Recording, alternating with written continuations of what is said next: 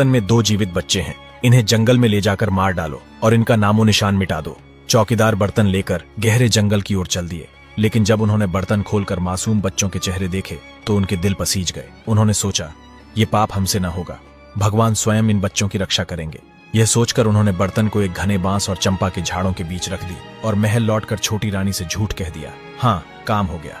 इधर बड़ी रानी को जैसे आघात लगा हो, पर उसने हार नहीं मानी। वो दिन रात पूजा पाठ में लग गई। राजा ने उसकी भक्ति देखकर उसे फिर से महल में रहने की अनुमति दे दी। वह सुबह से शाम तक भगवान की आराधना में लीन रहती, फूलों के लिए सिपाही भेजती।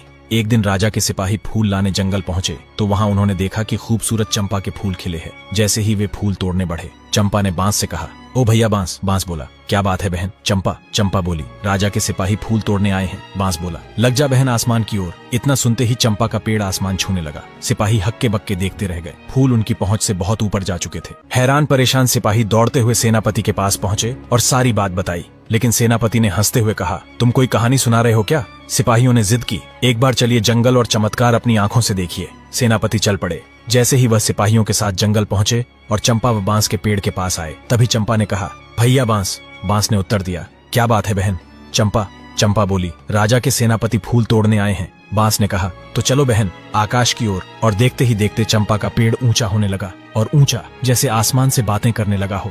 सेनापति यह देख घबरा गए और तुरंत मंत्री के पास भागे। सिपाहियों के साथ खुद मंत्री जी उस रहस्य का पता लगाने निकल पड़े, लेकिन चंपा तो ऊंचाई पर बैठी सब देख रही थी। उसने दूर से ही देख लिया कि मंत्री जी आ रहे हैं। चंपा बोली, भैया बांस। बांस ने पूछा, क्या हुआ बहन? चंपा बोली, राजा के मंत्री फूल तोड़ने आए हैं। बांस बोला, तो चल बहन इस बार आकाश की ओर। और अगले ही पल पेड़ बादलों को चीरता हुआ और भी ऊपर उठ गया। मंत्री जी के पैरों तले जमीन खिसक गई। डर के मारे सीधे राजा के दरबार पहुंचे।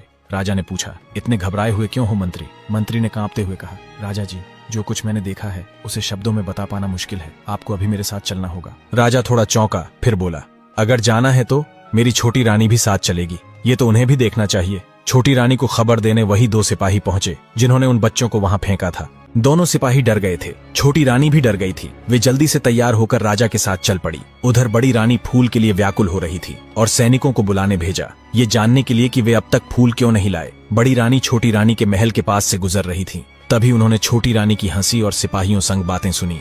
दिल टूट गया उनका।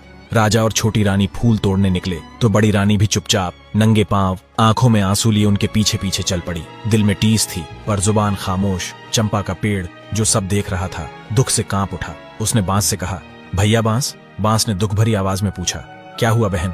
चंपा बोली, राजा छोटी रानी संग फूल तोड़ने आए हैं। बांस बोला, तो लग जा बहिनी आकाश, देख ले हमारी पीड़ा। चंपा और ऊंची हो गई। बांस भी तन गया। जब राजा वहां पहुंचे तो उन्होंने चंपा और बांस से पूछा, तुम दोनों भाई बहन कैसे बने? तभी बड़ी रानी भी वहां पहुंच गई। बड़ी रानी के आंसू रुकने का नाम नहीं ले रहे थे।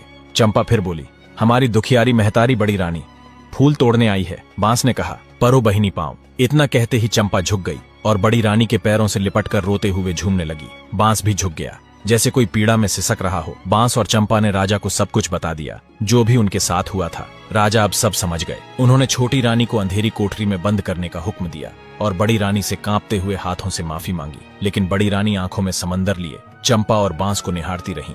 कैसे उनके बच्चे ये वृक्ष बन गए। वह दोनों पेड़ से लिपटकर रोने लगी और उनके आंसू जैसे ही पेड़ों को छुए, चंपा और बांस फिर से मनुष्य बन गए। एक बेटा, एक बेटी।